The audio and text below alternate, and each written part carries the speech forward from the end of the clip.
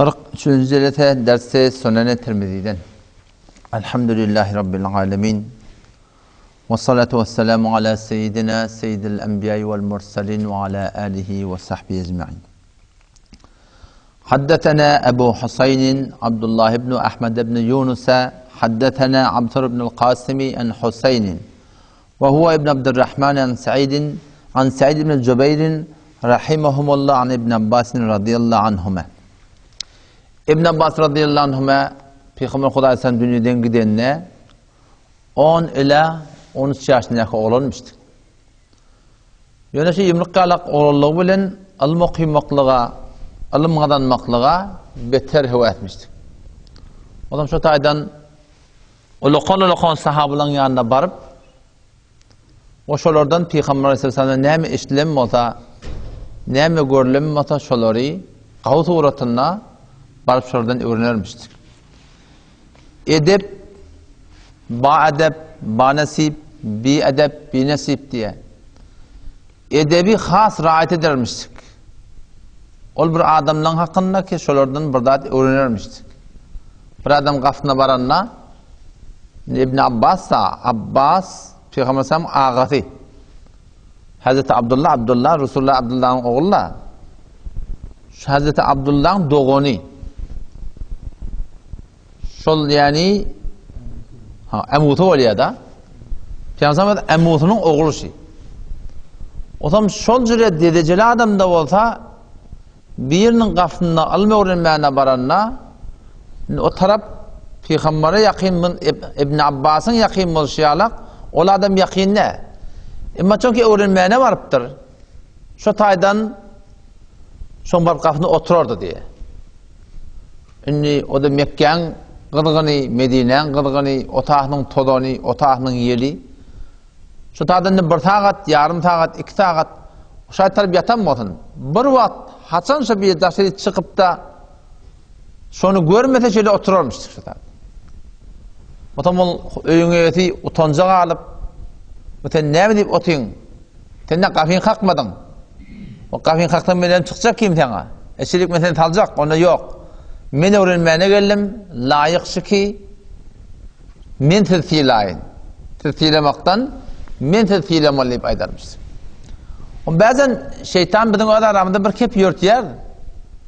Adam ullamalı bir diye de. Adamı ullamasan Huda yetip olmar. Ama her dadil makamına koymalı. Adamı hudaylık dereceye getirmeliler. Sen şu bir tane murabbi futbolun olsun sen.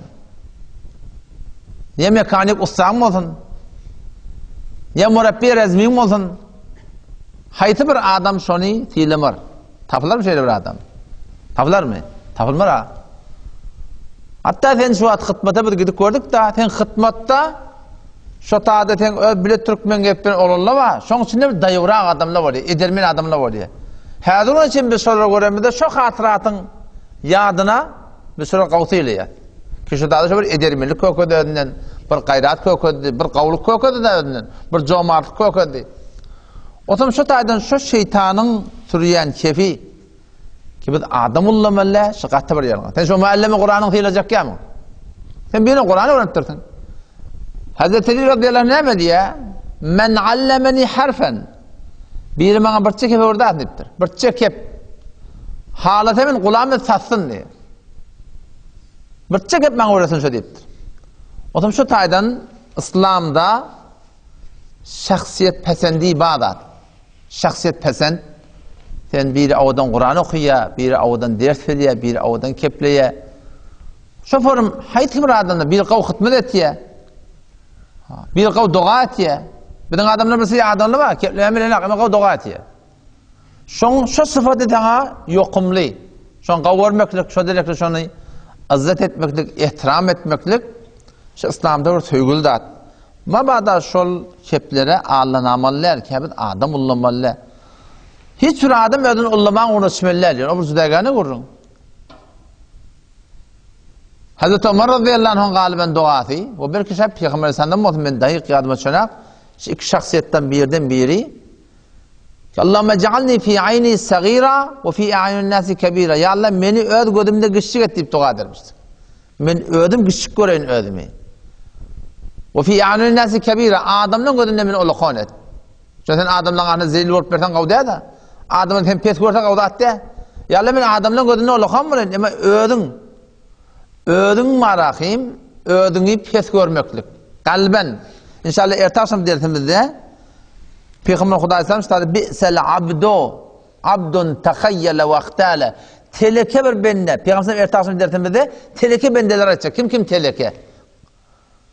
Hayti bir adam teleke. Şu teleke adamlar ertaşım inşallah dersimizde şoňa ýetdi. Peygamber şolara aýtjak. Otam şu taýda musulman doğun. Şu bir doğru kepdel. Kebbil näme diye? Bizi adam ullamalar bizi. Adam ullamak ol bir wagt ýalňyşdat. Keten şonu Hudaýyň ýerine oturtdyň, Peýgamberiň ýerine oturtdyň. Şonki biz falanyň gawuryat, o falanyň kabul etdir, şo näme diýse şo. Şoňa şonu Rab tutulmak diýilýär, Hudaý tutulmak diýilýär şoňa. Elah tutulmak diýilýär. Aýy sisiye sureye Tawbede şugrun gelir.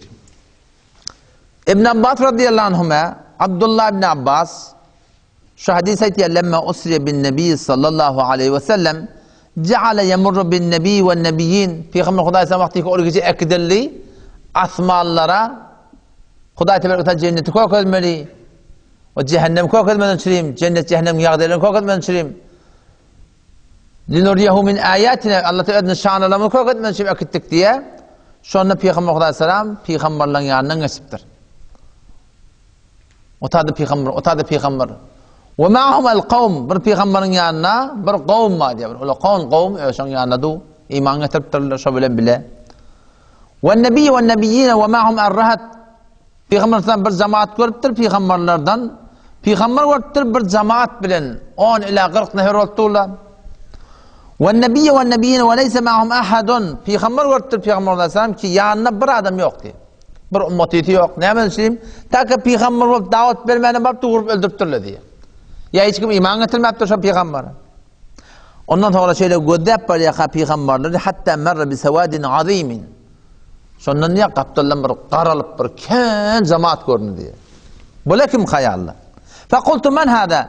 Qila Musa ve kavmuhu. Bula kim diýdim diye. Onda Musa aleyhisselam bilen gawmy. Kän bir jamaat gap-garatdy diye bir kän millet boldy. Walakin irfa' ra'sak dipdir peygamberimiz. Sen başyňy galdyr, faň dur. Göde diýildi diye. Hom şondan niye başymy galdyryp gödedim diye. Fe ida sawadun azimun qad sadda al-ufuqa min dal janibi ve min dal janib. Sağdan solan asmany gödedim diye tamam gap-garatdy. Millet doli. Bula kim? Faqila haula ummatuk diýildi. Bütün ummatyň Musa aleyhisselam gowmuna beter kelmişdi. Sağdan solan tamam şu ufugy doldurypdyr diye kullen peygamber ummaty şu kadar kam boljak. Aydıltır Peygamberimiz ve siva haula min ummetik 70.000 yedhulunel cennete bi gayri hisab. Ve köp milletten başa keten ummetin bolsun bulardan başa yeni 70.000 nefer var ki bidun hesabı kitap cennete girecek diýdiler diye. Fedakhala ve lem yes'aluhu ve lem yufassir lahum. Şon Peygamber şonda içerik giripdir. O Peygamberden soramapdyr ya Resulullah kim şula? 70.000 nefer diýänin kim? Peygamber Hudaý sallallahu açyklamapdyr şoň kimligini. Otam faqalu nahnuhum ve qala qailunhum abna'ullezina wulidu ala'l fitrati vel islam. Badiler diýipdirler şo biz de şo diýipdir. Peygamber ýaraly biz şola diýipdirler. Bazen aýdym bolupdyr ýok. Şo 70.000 nefer iki bidun hesaba kitap cennete girecek. Ola kim?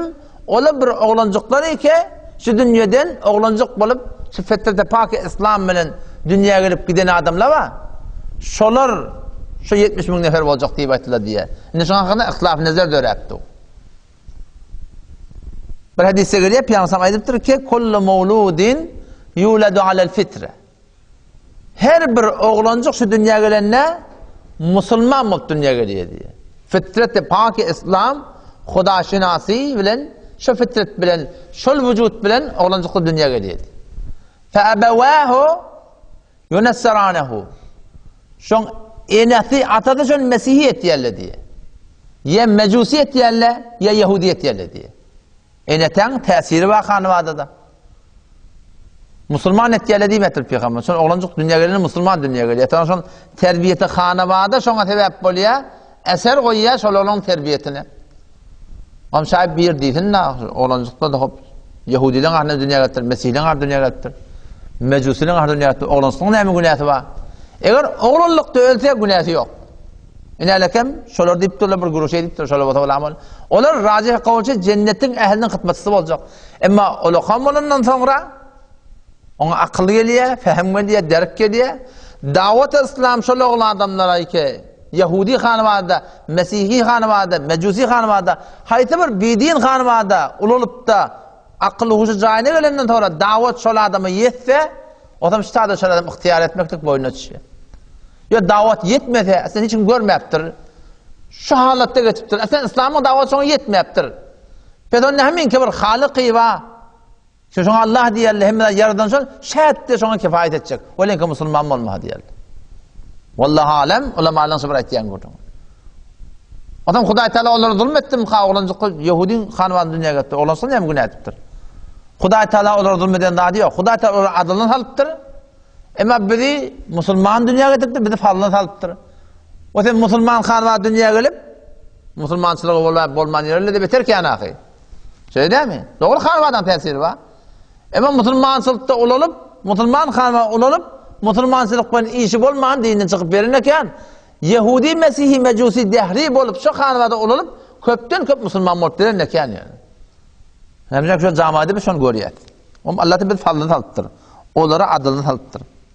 Ondan sonra Peygamber Hudasan fakaracan Nebiyyü sallallahu aleyhi ve sellem Peygamber'in dahi çıktı diye ayette diye şu 70 bin neferkem Allahumullezine la yektevun ve la yesterkun ve la yetetayyarun ve ala rabbihim yetevekkelun. Onlar bir adamlar diyor ki dağ etmeyerler diye. Dağ etmeklik ba, hecamet etmeklik ba, emanın kanalıyarlar. O zaman bal bilen madahim insan şefaatine sebep buluyor. Huda teşona bir şefaat koyuptu. Bir de dağ etmeklik. On bir adamlar ki dağ etmeyerler deyiptir. Ve la yesterkun. Dem de talmayarlar. Şu nas okuyan, fela okuyan dem talyarsın. Ya bir alim Rabbani olsa şunun doğa takyarsın. Böyle bir adamlar ki milirlerine de deva derman etmeyerler diye. Ay Hudayın o diye millet yok. Kavvatıyor, kavvaldır da. O dava derman redet duran aklı ha. Yöne şıgadar Allah'ın malakım şey edeni işine razı. Şun mukabilına da İsa dediler hakkı diye. Ay ne mesle ödetsin ne şun? Ödmelilesi de öde kavaldır da. Dağ deden akla, dağ etmeklik bedeni ahirin bir davada yani ulamalı kerahiyet var deyip başka dava derman tapılmadı, icada başon etmeklik. Bizim aramızda yoğur akladı o. Belusistan'da beden ediliyen de. Dem de talan hakkı diye. وَلَا يَتَتَيَّرُونَ hiçbir da betfali almayarlar diye. Betfali. Ama şu bir yağdayı piş diye, ay falandan molda, ondan molda. Yok, ay Hudaydan hemmesini. Bir khas adamlar ki khas hidayetlik etmeyerler, bunu etmeliyen gurun yok. Yani bir adam şey iman tevekkülle o şey etse, şun ödüne bir khasat. Yok hem sana icazet veriptir, dava derman ıslah etmektir. Dem talıptı barakım oğlan son garimaklığı bular hiç günahkarçılık yok. Ama bular bir khas adamlar. Şu adamlar bidune hesabı kitap cennete girecek ve ala rabbihim yetevekkelun khas Hudaylarına tevekkül ettiler. Esbab bilen işleri yok yani. Faqama Ukkaşa ibn Mihsan'in Hazreti Ukkaşa radıyallahu anh'ın ayağı aldı diye ya Resulallah faqala ana minhum ya Resulallah. Ya Resulallah doğat men şolardan bolayın deyiptir. Peygamber aytdı diye naam. Hava ten şolardan etti. Sonra cahu ahar faqala ana minhum yine bir ayağı aldı ya Resulallah men doğat men şolardan bolayın. Peygamber aytdı diye ki sabaqaka biha Ukkaşa. Ukkaşa senin evoç deydi. Ona doğat ettir Peygamber. Ne mi deyip? Bir kişinin ehlinden ne olmalı? Ya da şöyle adam hakkında dua etmekle icazet verilmeyiptir. Ona dua et, o da ona gidiverecek de. Fakat bir yerde koyuluptur. Vallahi alem etekteki mabeni sutur şartlarını tevzif ettir. O şaturatını Müslüman doğulam zahmet çekmeklik gerek inşallah Teala. Dünya ahiretinin abadatından süreyim, İslam'a uğra, dine uğra yaşamakta. Kebedin hem dünya hem ahiretinin hoşbahtının Allah Tebarek ve Teala şunun gereğini koyuptur. Vesselamu aleyküm ve rahmetullah.